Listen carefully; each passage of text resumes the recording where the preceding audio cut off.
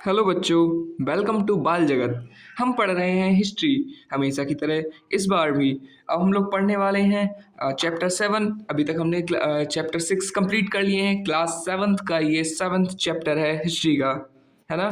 तो अब हम पढ़ने वाले हैं क्या, जनजातियां, खाना बदोश और एक जगह बसे हुए समुदाय। तो हम लोग शुरू करते हैं कहाँ से, यहाँ से। अध्याय 2, 3 और 4 में आपने देखा कि किस प्रकार राज्यों का उत्थान और पतन हुआ, मतलब कैसे वो बने और खत्म हुए। इस उठापटक के बीच ही कलाओं, दस्तकारियों और उत्पादक गतिविधियों की नई किस्में शहरों और गांवों में फल फूल रही थीं। इस एक लंबे अंतराल में कई महत्वपूर्ण राजनीतिक, सामाजिक और आर्थिक परिवर्तन हुए, लेकिन सामाजिक परिवर्तन हर जगह एक समान नहीं थे, क्योंकि अलग अलग किस्म के समाज अलग अलग तरीकों से विकसित हुए।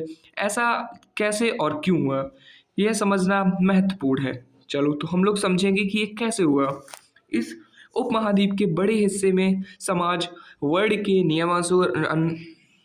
नियमानुसार पहले से ही विभाजित था। ये तो आपको पता है। ब्राह्मणों द्वारा सुझाए गए ये नियम बड़े बड़े राज्यों के राजाओं द्वारा स्वीकार किए गए थे। इससे ऊंच और नीच तथा अमीर और गरीब के बीच का फासला बढ़ा, है ना। दिल्ली के सुल्तानों और मुगलों के काल में श्रेणीबद्ध समाज ज़्यादा जटिल हो गया। बड़े शहरों से परे जनजातीय समाज, तो हम देख रहे हैं बड़े शहरों से परे जनजातीय समाज, मतलब जो बड़े बड़े शहर थे उनसे दो जो अलग समाज थे, जो अलग शहर थे, जो जनजातीय समाज है उनके बारे में जानेंगे। अलबत्ता दूसरे तरह के समाज भी उस समय मौजूद थे, है ना। उपमहाद्वीप के कई समाज ब्राह्मणों द्वारा सुझाए गए सामाजिक नियमों और कर्मकांडों को नहीं मानते थे, और ना ही वे कई असमान वर्गों में विभाजित थे। अक्सर ऐसे समाजों को जनजातीय कहा जाता है। मतलब जो कोई किसी भी ऐसे समाज जो किसी भी जाति को ना मानते हो, किसी भी सही तरीके से धर्म को ना मानते हो, उसको बोलते हैं जनजातीय समाज। प्रत्येक जनजाति के सदस्य नातेदारी के बंधन से जुड़े होते थे। कई जनजातीय खेती से अपना जीविकोपार्जन करती थी। कुछ दूसरी जनजातियों के लिए शिकारी संग्राहक या पशुपालक थे। प्रायः वे अपने निवास स्थान के प्राकृतिक संसाधनों का पूरा पूरा इस्तेमाल करने के लिए इन गतिविधियों का मिला जुला रूप अपनाते थे। कुछ जनजातियां खानाबदोश थीं और वे एक जगह से दूसरी जगह घूमती थीं। जनजातीय समूह संयुक्त रूप से भूमि और चारागाहों पर नियंत्रण करते थे और अपने खुद के बनाए नियमों के अनुसार पर परिवार के बीच इनका बंटवारा करते थे। इस उपमहाद्वीप के विभिन्न हिस्सों में बड़ी जनजातियां फली फूली, है ना। सामान्य ये जंगलों, पहाड़ों, रेगिस्तानों और दूसरे दुर्गम जगहों पर निवास करती थी। कभी कभी जाति विभाजन पर आधारित अधिक शक्तिशाली समाजों के साथ उनका टकराव होता था। कई मायनों में इन जातियों ने अपनी आज़ादी को बरकरार रखा और अपनी अलहदा संस्कृति को बचाया। लेकिन जाति आधारित और जनजातीय समाज दोनों अपनी विविध किस्म की ज़रूरतों के लिए एक दूसरे पर निर्भर थी भी थे। टकराव और निर्भरता के इस संबंध ने दोनों तरह के समाजों को धीरे धीरे बदलने का काम भी किया। अब हम देखेंगे जनजातीय लोग कैसे थे। समकालीन इतिहासकारों और मुसाफिरों ने जनजातियों के बारे में बहुत कम जानकारी दी है।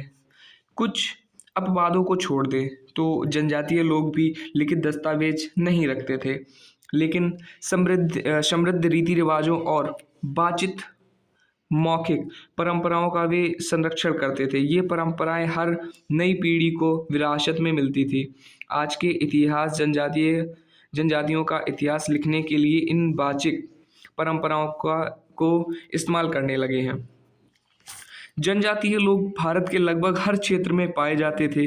किसी भी जनजातीय का इलाका और प्रभाव समय के साथ साथ बदलता रहता था। कुछ शक्तिशाली जनजातियों का बड़े इलाकों पर नियंत्रण था। पंजाब में खोखर जनजाति 13वीं और 14वीं सदी के दौरान बहुत प्रभावशाली थी। यहाँ बाद में गखर लोग ज़्यादा महत्वपूर्ण हो गए। उनके मुखिया कमाल खान गखर को बादशाह अकबर ने मनसबदार बनाया था। यहाँ सुल्तान होना चाहिए।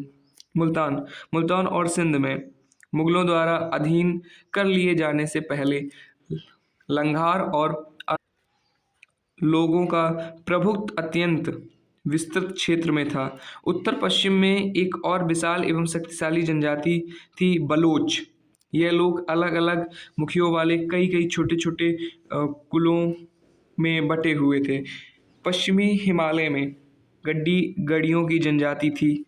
उप महाद्वीप के सुदूर उत्तर पूर्वी भाग पर भी नागा, अहोम और कई दूसरी जनजातियों का भी पूरी तरह प्रभुत्व था। बेटा ये देखो एक नाम आया है बलोच।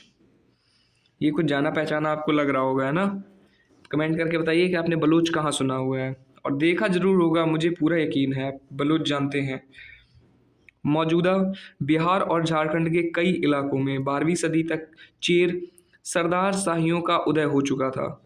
बादशाह अकबर के प्रसिद्ध सेनापति राजा मान सिंह ने 1551 में चेर लोग पर हमला किया और उन्हें परास्त किया। उन्हें लूटकर अच्छा खासा माल इकट्ठा किया गया, लेकिन वे पूरी तरह अधीन नहीं बनाए गए। औरंगजेब के समय में मुगल सेनाओं ने चेर लोगों के कई इलाकों पर कब्जा किया और इस जनजाति को अपना अधीनस्थ बना लिया। इस क्षेत्र में रहने वाली महत्वपूर्ण जनजातियों में मुंडा और संताल थे। यद्यपि ये उड़ीसा और बंगाल में भी रहते थे। कर्नाटक और महाराष्ट्र की पहाड़ियों कोली, बेरात तथा कई दूसरी जनजातियों के निवास स्थान थे। कोली लोग गुजरात के कई इलाकों में भी रहते थे। कुछ और दक्षिण में कोरागा, बेतर, मारवाड़ और दूसरी जनजातियां की विशाल आबादी थी। भीलों की बड़ी जनजाति पश्चिम और मध्य भारत में फैली हुई थी। 16वीं सदी का अंत आते आते उनमें से कई एक जगह बसे हुए खेतीहर और यहाँ तक कि जमींदार बन चुके थे।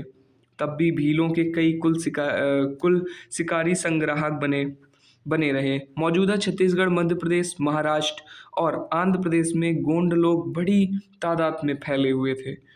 अब हम देखेंगे क्या खाना बदोश और घुमंतू लोग कैसे रहते थे। तो इसमें क्या है, खाना बदोश और घुमंतू लोग कैसे रहते थे, इसको सही से जानेंगे। क्या है, खाना बदोश चरवाहे अपने जानवरों के साथ दूर दूर तक घूमते थे। उनका जीवन दूध और अन्य पशुचारी उत्पादों पर निर्भर था। वे खेतीहर गृहस्थों से अनाज, कपड़े, बर्तन और ऐसी ही चीज़ों के लिए ऊन, घी इत्यादि का विनिमय भी करते थे। खानाबदोश अपने जानवरों पर सामानों की ढुलाई का काम भी करते थे। ये एक जगह से दूसरी जगह आते जाते वे सामानों को खरीद फरोख्त करते थे। बंजारा लोग सबसे महत्वपूर्ण व्यापारी खानाबदोश थे। उनका कारवां टांडा कहलाता था। सुल्तान अलाउद्दीन खिलजी, जो कि अध्याय 3 में आपने पढ़ा है, बंजारों का ही इस्तेमाल नगर के बाजारों पर अनाज की ढुलाई के लिए करते थे। बादशाह जहांगीर ने अपने संस्मरणों में लिखा है कि बंजारे विभिन्न इलाकों से अपने बैलों पर अनाज ले जाकर शहरों में बेचते थे। सैन्य अभियानों के दौरान वे मुगल सेना के लिए खाद्यान्नों की ढुलाई का काम करते थे। किसी भी विशाल सेना के लिए 1 लाख बैल अनाज ढोते थे। सोचो बेटा कितने सारे लोग होंगे, इसीलिए 1 लाख बैल, समझ रहे हो ना कितनी ज़्यादा ये संख्या है, 1 लाख। तो ऐसे इन लोगों का यूज किया जाता था एक तरीके से। अब हम देखते हैं कि बंजारा क्या होता है ना। बंजारे के बारे में, बंजारे ये है 17वीं सदी के आरंभ में भारत आने वाले एक अंग्रेज व्यापारी पीटर मंडी ने बंजारों का वर्णन किया। सुबह हमारी मुलाकात बंजारों की एक टांडा से हुई, जिसे 14,000 बैल थे। जिसमें सोचो इसमें 14,000 बैल थे। सारे पशु गेहूं और चावल जैसे अनाजों से लदे हुए थे। ये बंजारे लोग अपनी पूरी घर गृहस्थी, बीवी और बच्चे अपने साथ लेकर चलते हैं। एक टांडा में कई परिवार होते हैं। उनका जीने का तरीका उन भारवाहकों से मिलता जुलता है जो लगातार एक जगह से दूसरी जगह जाते हैं। गाय बैल उनके अपने होते हैं। कई बार वे सौदागरों के द्वारा भाड़े पर नियुक्त किए जाते हैं, है ना। लेकिन ज़्यादातर वे खुद सौदागर होते हैं। अनाज जहाँ सस्ता उपलब्ध है वहाँ से ही वे खरीदते हैं और फिर उस जगह ले जाते हैं जहाँ वह महंगा है। वहाँ से फिर ऐसी चीज़ें लाद लेते हैं जो किसी और जगह मुनाफे के साथ बेची जा सकती हैं। टारडा में 6 से 700 तक लोग होते हैं। वे एक दिन में 6 या 7 मील से ज़्यादा सफ़र नहीं करते। यहाँ तक कि ठंडे मौसम में भी अपने गाय बैलों पर से सामान उतारने के बाद वे उन्हें चरने के लिए खुला छोड़ देते हैं, क्योंकि यहाँ ज़मीन पर्याप्त और उन्हें रोकने वाला कोई नहीं है। वाह! आपने देखा था स्टार्टिंग में ये जनजातीय नृत्य, है ना, संताल है ना, खर्रा। ये आप देख सकते हैं कि ये एक ऐसा पेज मिला हुआ है जिसमें कि ये चित्र बने हुए हैं और इसमें ये दिखाया जा रहा है कि एक जनजाति है जो कि डांस कर रही है ना। ये लोग देखो कुछ बजा रहे हैं, ये ढोलक बजा रहा है ना, ये देखो कुछ बजा रहे हैं, ये इनके पास ढोल है, ये लोग नाच रहे हैं, ये देखो कैसे ग्रुप डांस कर रहे हैं। यहाँ पे भी ग्रुप डांस कर रहे हैं ये लोग। नेक्स्ट हमने देखा मैप था ये, प्रमुख भारतीय जनजातियों के क्षेत्र। कुछ ये ऐसे क्षेत्र हैं जहाँ पर ये, जैसे ये बलूची लिखा हुआ है ना, थोड़ा सा विलर हो रहा है। अंडमान और निकोबार, ये आप देख सकते हैं यहाँ पर से। यहाँ कोलाम, ये अलग अलग जनजातियाँ अलग अलग जगह पर हैं भारत में। आगे हम लोग आप ये देख सकते हैं, ये रात में भी लोग हिरण का शिकार कर रहे हैं। ये देखो यहाँ पर ये लोग आग जलाकर बैठे हुए हैं ना, दिख रहा ना। एक मिनट को कलर चेंज करते हैं इसका। अब देखिएगा, ये देखो ये लोग आग जलाकर यहाँ बैठे, ये आग है और फिर ये देखो ये एक हिरन है और ये लोग इसका शिकार कर रहे हैं। हाथ में ये धनुष बाण लिए हुए हैं, है ना, ये हाथ में कुछ लिए हुए हैं मारने के लिए और ये भी भाला टाइप का कुछ लिए हैं और ये यहाँ पर हिरन है। और ये देखते हैं ये क्या है। यहाँ पर देखो कैसे ऊँट, बहुत सारे लोग हैं ऊँट। ये देखो कुछ व्यापारी लोग हैं, व्यापार कर रहे हैं। अब इसके बाद का हम लोग देखेंगे नेक्स्ट वीडियो में, ठीक है। तब तक के लिए वीडियो को लाइक कर दीजिए, चैनल को सब्सक्राइब कर दीजिए और भेज दीजिए अपने दोस्तों को पास। बच्चों ज़्यादा से ज़्यादा अपने सर का सपोर्ट करें, है ना, ज़्यादा से ज़्यादा करें। तब तक के लिए बाय, मिलते हैं नेक्स्ट वीडियो में।